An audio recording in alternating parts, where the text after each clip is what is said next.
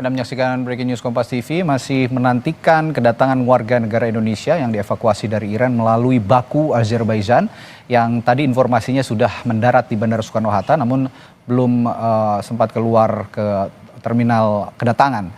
Sambil menunggu kedatangan warga negara Indonesia tadi, kami tetap akan membahas bagaimana teknologi militer yang digunakan oleh Iran maupun juga Israel dalam konflik yang terjadi akhir-akhir ini. Tadi saya sempat membahas soal serangan Iran yang dilancarkan. Kita akan tampilkan lagi visualnya, serangan Iran yang dilancarkan ke Israel, ke Tel Aviv tepatnya. Nah, ini adalah rudal-rudal yang dipakai, Bung Tas ya. Ini rudal-rudal yang dipakai oleh Iran untuk melancarkan serangan ke Tel Aviv. Bisa Anda jelaskan masing-masing peran dari rudal ini, rudal Khorramshahr, rudal Sijil, dan juga rudal Fatah? Sebenarnya 3 jenis rudal ini mirip-mirip ya, Pak Syah. Karena 3 jenis rudal ini termasuk medium range ballistic missile. Oke. Dengan jarak antara 1000 sampai 2000 km. Menggunakan solid fuel rocket, itu menyebabkan jadi sulit dideteksi oleh satelit ketika peluncurannya. Oh, ini juga sulit dideteksi ya? Sulit, karena kecuali kalau misalnya menggunakan liquid fuel itu akan lebih gampang dideteksi. Sejauh mana rudal-rudal ini juga menembus teknologi Iron Dome yang dimiliki oleh Israel?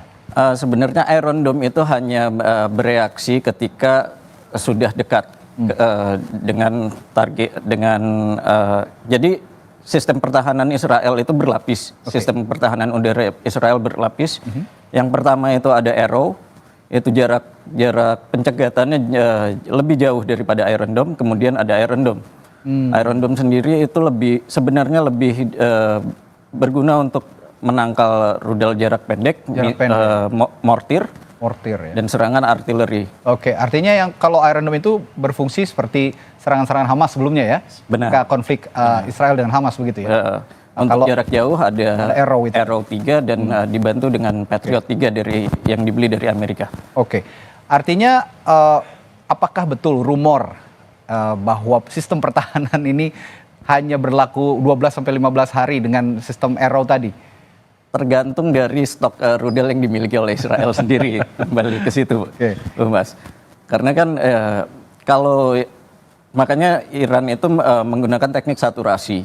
Jadi dia akan menyerang sebanyak mungkin sehingga sistem Arrow dan Iron Dome akan kewalahan menghadapi rudal yang sedemikian banyaknya. Jadi akhirnya ya ada beberapa rudal yang memang tembus dan ada beberapa rudal yang berhasil dihalau. Nah, lalu strategi perang yang dicanangkan oleh Amerika Serikat juga yang membantu Israel dalam hal ini, meskipun kemarin Donald Trump atau sebelumnya Donald Trump sudah mengatakan gencatan senjata, tapi pada praktiknya kan masih belum terlihat di antara kedua negara, di wilayah kedua negara masih ada terjadi peperangan, masih terjadi konflik. Strategi perang Amerika Serikat yang menopang, dalam tanda kutip menopang Israel, Anda melihatnya sudah bisa optimal mendukung serangan-serangan Israel atau masih bisa diintersep sebenarnya oleh Iran? Yang kita lihat sejauh ini Iran belum mengeluarkan kemampuan angkatan udaranya. Karena sampai sekarang belum terlihat adanya pesawat tempur Iran yang mencegat pesawat-pesawat baik dari Israel maupun dari Amerika. Kemudian juga situs-situs radar Iran, apakah benar itu sudah terkalahkan oleh Amerika Serikat, itu kita belum ketahui. Karena itu situs radar mereka kebanyakan berupa mobile, bisa digeser-geser. Nah itu kita masih belum tahu apakah masih banyak yang aktif atau emang sudah sepenuhnya hancur. Ya, yang kita tahu juga kemarin ada serangan balasan dari Iran ke pangkalan ataupun fasilitas militer Al-Udeid yang berada di Qatar, di Al-Udeid. Sejauh mana itu bisa mendestruksi kekuatan militer Amerika Serikat? Tapi sebelum membahas kita lihat dulu. Ini kekuatan Amerika Serikat di Timur Tengah ya. Ada 40 sampai 50 ribu personel dan 19 pangkalan militer. Ini ada di Erbil di Irak, lalu NEC Bahrain, ada Al-Udeid, ada Al-Dhafra di Uni Emirat Arab, dan juga Camp Arif Jan di Kuwait. Nah ini 5 dari 19, sebenarnya ada 19 tapi kita tampilkan 5. Dan yang kemarin baru saja terima informasi Al-Udeid ya yang diserang. Tapi itu dengan kekuatan yang begitu cukup lumayan besar sepertinya. Apakah sudah ada peta destruktifnya serangan ini dari damage assessment yang dilakukan oleh Amerika, dari 14 rudal yang 14 rudal yang menyerang Al Udeid, 13 berhasil dihalau, 1 dibiarkan karena itu tidak mengenai fasilitas yang penting. Oke. Jadi memang dampaknya ya tidak terlalu masif, ya? Masif. Tapi di sisi lain US Navy juga sudah mengungsikan beberapa kapalnya dari NSA Bahrain menuju lokasi yang belum kita ketahui kemana karena mereka mematikan transpondernya. Baik. Itu jauh sebelum Al Udeid diserang. Jauh sebelum Al Udeid. Nah, ini kan hanya 5 dari 19, tapi yang kita tampilkan ini sepertinya juga memang kondisi lokasi strategis lah ya yang relatif dekat juga dengan Iran maupun juga Israel.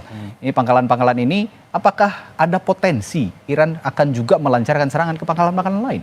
Mungkin. Itu Apa potensi di situ ada. Jika Amerika terus mengintervensi antara perang Iran dan Israel, maka bukan tidak mungkin Iran akan melakukan serangan balik terhadap pangkalan-pangkalan Amerika di lokasi-lokasi tersebut. Oke. Nah, dengan kondisi sekarang pernyataan langsung dari Donald Trump untuk gencatan senjata, yang balik lagi, ini upaya diplomasi atau justru strategi? Karena ya kemarin, apakah Amerika juga sudah mulai ketar-ketir, sudah mulai ketakutan karena Al Udeid diserang? Apakah begitu? Ada analisa lain? Kalau ketar-ketir sih mungkin nggak terlalu lah. Oke. Tapi mereka cukup khawatir apabila Iran benar-benar memblokade Selat Hormuz.